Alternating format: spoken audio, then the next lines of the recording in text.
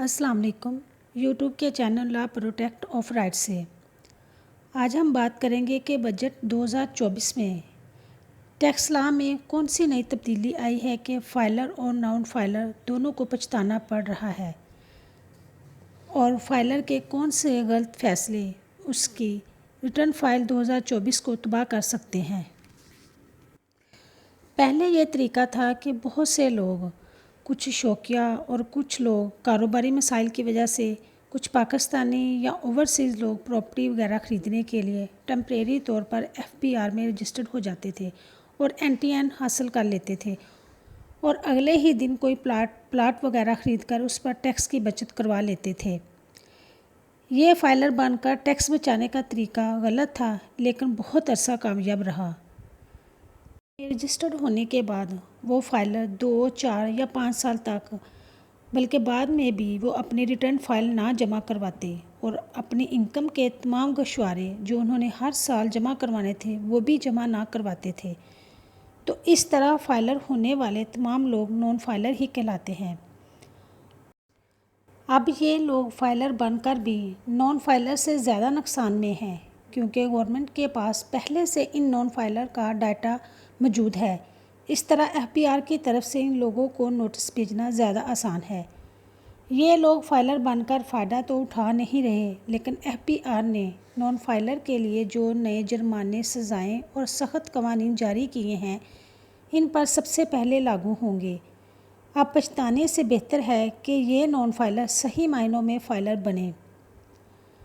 Budget 2024 में temporary filer बनने का ये कानून अब बदल गया है। अब अगर आप आज फाइलर बनते हैं तो इसका फाइलर होने का फ़ायदा आपको 1 साल के बाद होगा, यानी हुकूमत ने जो तीसरी कैटेगरी मुतारफ़ करवाई है लेट फाइलर की, ये लोग उसमें शामिल होंगे। पहले की तरह आज फाइलर बनकर दूसरे दिन NTN नंबर हासिल करके टैक्स नहीं बचेगा। इस तरह ये फाइलर जो गोशवारे भी जमा नहीं करवाते थे, सिर्फ NTN हासिल करने के लिए फाइलर बने थे, बैरून मुल्क सफ़र भी ना कर सकेंगे। इन्हीं की सिम्स भी ब्लॉक हुई हैं। पहले से फाइलर लोग जो ईमानदारी से अपनी रिटर्न फाइल सबमिट करवाना चाहते हैं, लेकिन खुद उनके अपने गलत फ़ैसले ही उनको नॉन फाइलर की कैटेगरी में ले जाते हैं।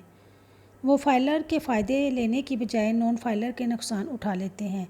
जैसे गवर्नमेंट ने टैक्स रिटर्न फाइल जमा करवाने की जो डेडलाइन दी होती है, आप अपना डाटा इस आखिरी डेट से पहले जमा करवा दें, बाद में करवाने पर लेट फाइलर की कैटेगरी में शामिल होना पड़ेगा और साथ अज़ाफ़ी जुर्माना और सज़ाएँ भी बर्दाश्त करनी पड़ेंगी। इसके अलावा किसी अच्छे एक्सपर्ट, प्रोफेशनल, काबिल एतमाद लॉयर से अपनी रिटर्न फाइल जमा करवाएं। कभी भी खुद अपनी रिटर्न फाइल जमा करने की कोशिश ना करें। इस तरह तमाम फाइलर लोग इस बात को यकीनी बना लें कि आप जिस एक्सपर्ट से अपनी रिटर्न फाइल जमा करवा रहे हैं उसके पास आपके तमाम documents, CNC number, password, email या फ़ोन नंबर वगैरह, यानी आपका तमाम डाटा सेफ़ है और वो एक्सपर्ट बंदा कोई नाअहल तो नहीं या इस डाटा का गलत इस्तेमाल करके आपको नुकसान तो नहीं दे जाएगा।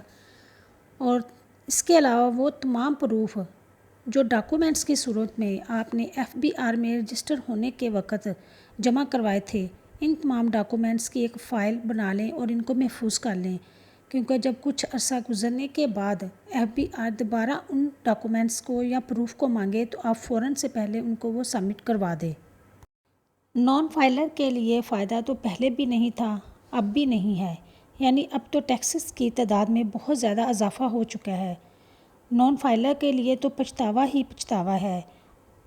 उसको तमाम ज़रूरियात ज़िंदगी छोटी से लेकर बड़ी तक डबल ट्रबल टैक्स देना पड़ता है, लेकिन फिर भी नॉन फाइलर बनने की बजाय इतने भारी टैक्स अदा करने को तरजीह देता है।